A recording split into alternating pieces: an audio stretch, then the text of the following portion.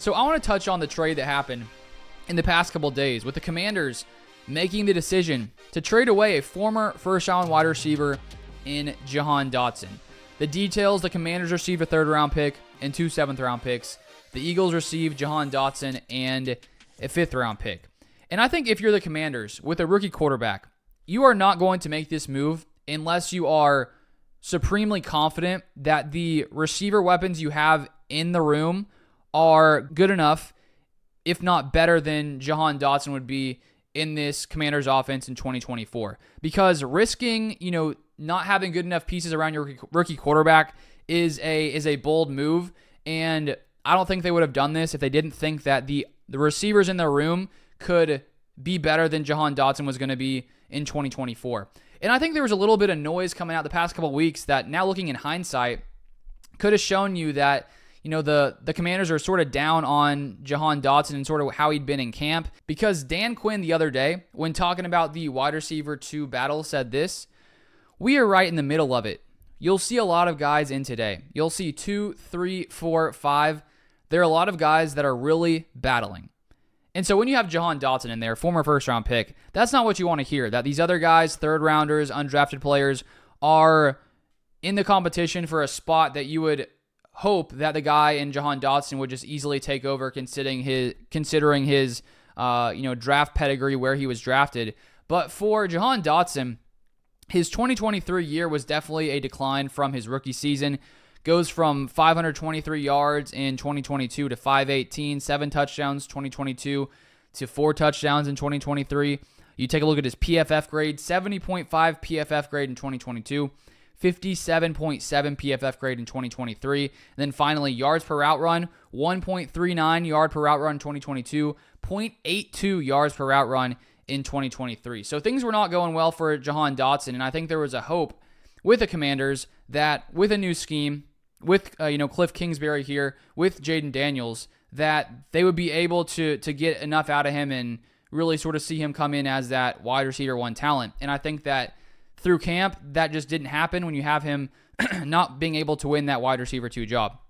And so with that being the case, the fact that other receivers here were showing up just as much, if not better, than Jahan Datson, I think that it is 100% the right move and makes perfect sense for the Commanders to move off of Jahan Datson when they think that this move signals to me that they think that the guys in the room are better than Jahan Datson could be, with potentially, third-rounder Luke McCaffrey, Olamide Zaccheaus.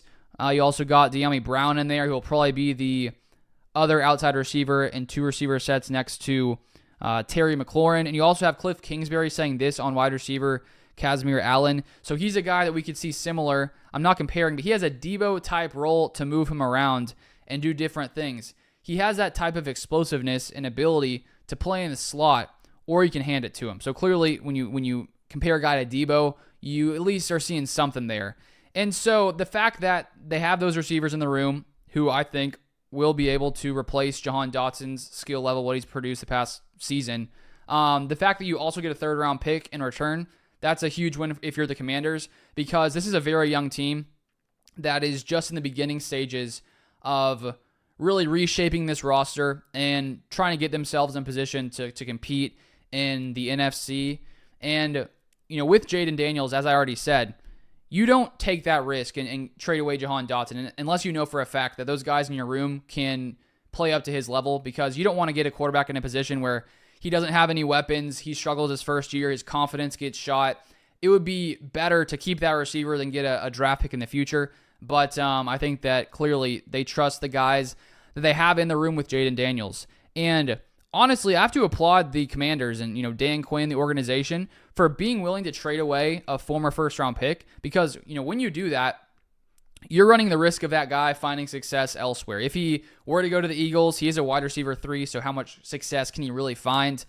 But if he starts to take off and looks better than he was in Washington, then people would start to question, should you have made that move? That was a bad decision. You traded away a first-round pick who was still on the rookie deal. We know rookie deals are so important, and on rookie deals, you get talent for if you're looking at wide receiver nowadays.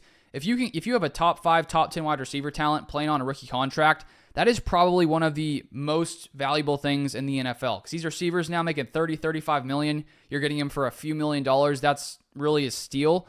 I would probably say, quarterback rookie contracts are probably the biggest value in the entire NFL because of just how much more impactful the quarterback position is. But it is a risk to trade him away, and I think that this proves to you that they're not concerned, especially the fact they traded him into the NFC East, another team in their division. I don't think they're concerned about Jahan Datson going off and making them look bad in the future. I would say when you didn't draft the player, it's probably a lot easier to let them go because it doesn't really look like, a bad move on your part. Because let's say that the same, organizational leadership was here from when Jahan Datson was drafted, which of course now they have a new GM, new coach as well. When you trade away your former first-round pick 2 years after, it's like, okay, you messed up there. You made a bad pick.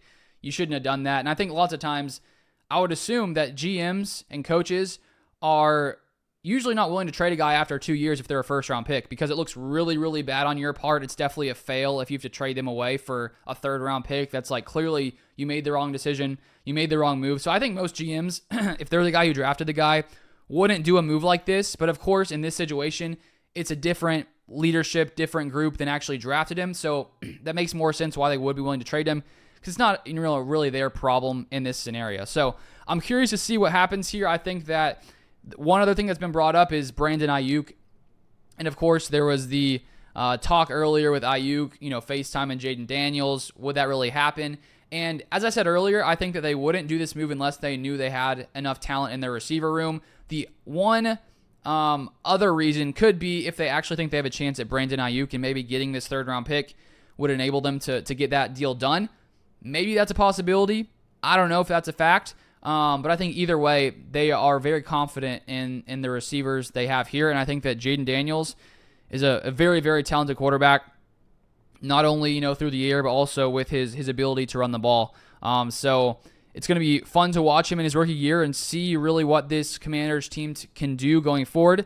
And now they have more draft capital. And when you have an additional third-round pick, you can do so much with that pick. Third-rounders are pretty important. But you can also pair a third-round pick to move up in the first round, to potentially move into the second round.